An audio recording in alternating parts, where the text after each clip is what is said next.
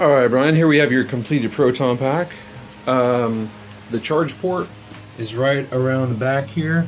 It's going to be to the right, well, you can't see, to the right of the speaker, right there. You just plug the charger in there, and the charger itself will show you when it's done by flashing green instead of red. And here's just basic maintenance. You're going to need to take off the 4 bolts that hold it on. There's one here, and one down here. One down here on the other side, and one right here. And it's Allen key that I'll send with you. I include those with all my packs, so you can get in there for easy maintenance. And when you take the shell off, you just lift it completely straight up, and then you might have to wiggle it back on a little bit. I do it purposely that way so everything will stay tight and not be rattling around in there. But you'll see the circuit board down here with the lights, and then the battery pack will be down here at the bottom if you ever need to change those AA out. They're nickel cadmium, but they should last. I haven't had anybody within the 5 years that I've done this say that they've had to change them.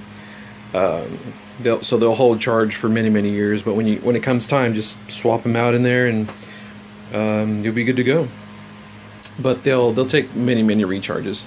So here's your basic operating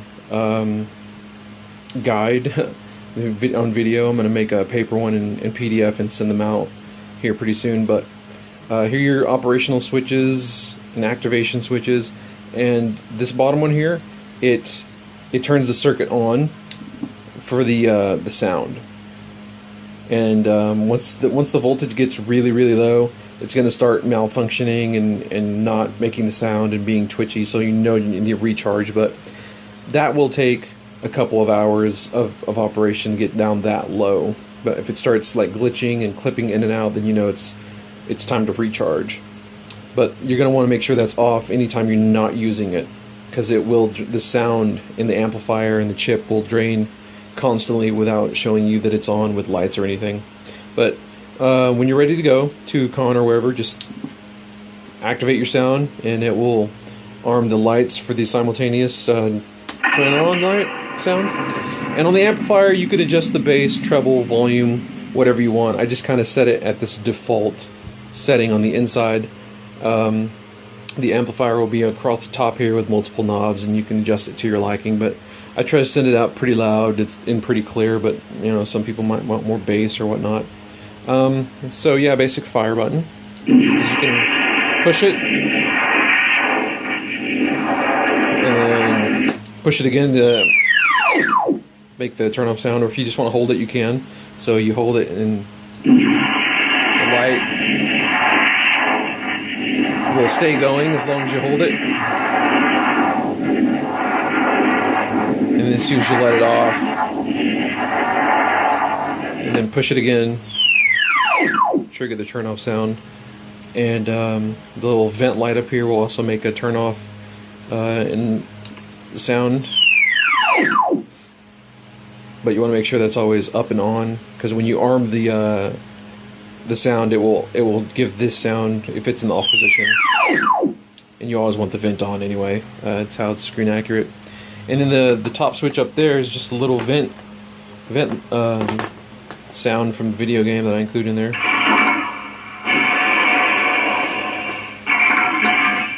And that's pretty much it. Just shut everything down. Make sure the sound amplifier is off. And my initial test have the battery pack lasting upwards of like 6 hours with that amplifier on, and with the lights and everything going like 4 to 5 hours until it starts to get too low. But yeah, this is number 42. This is the 42nd pack that I've made and sold. Hope you're happy with it, and if you have any questions on maintenance or operation, or if anything happens in transit, hopefully not, it's covered in insurance like every shipment I put out. I'm about to bubble wrap it completely and get it shipped out. So yeah, it's your pack, and I'll hope to talk to you soon, buddy. Thanks for buying.